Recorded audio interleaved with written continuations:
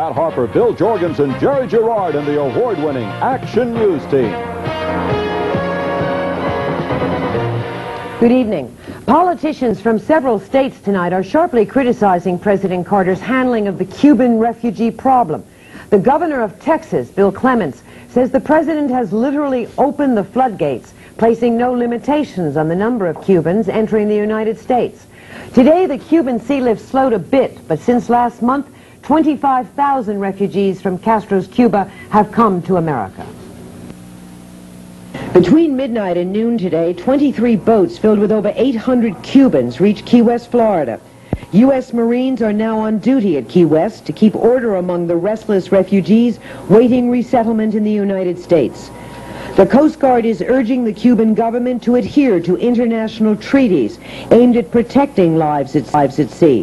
Vessels like this one, the Dr. Daniels, were forced to take far more passengers than it has safety equipment for. And getting out of Cuba is still a problem for many. Many of those who have arrived in the States tell horror stories of being beaten by pro-Castro Cubans and secret police. And now reports that the Cuban government has stalled the sea lift operation for at least 12 hours, backing up boats in the refugee-crowded port of Mariel. And Pat, once the Cubans get to the States, they find that the harassment continues. As we hear now from Christy Whitker, trouble may have already begun at Union City, New Jersey.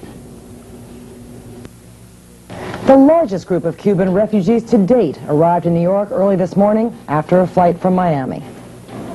The 95 men and one woman were met by volunteers from St. Anthony's Church in Union City and driven to New Jersey, where they spent the night in the basement of St. Anthony's Parish School. This morning, doctors and nurses who'd volunteered their services were examining them, giving inoculations and taking blood samples. But while this was going on in the church, next door in the school, a bomb scare. That's all they said, was evacuate the school, we're going to throw a bomb in the church. What kind of accent did the person have? No, he was an English-speaking person. How long ago did this call come in? Just now? Just this minute, when you tried to get into the building, that's why we had to evacuate the school. While the children waited outside, police thoroughly checked all rooms and closets of the school. The church's doors were locked, and most of the refugees were unaware of the bomb threat. People on the scene told me they feared this could be the beginning of an anti-refugee sentiment in the community.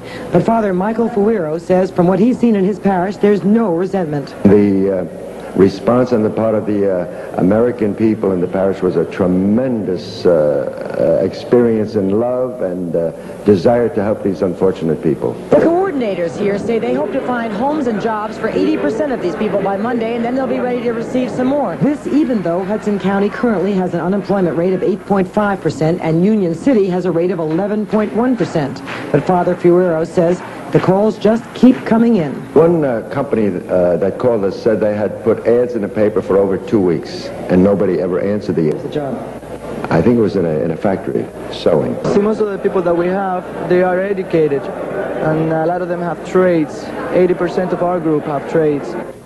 A new group of refugees is expected early next week, and the North Hudson Council of Mayors has held an emergency meeting and called on the federal government to help. Otherwise, they say, the crisis in Cuba will end up as a crisis in New Jersey.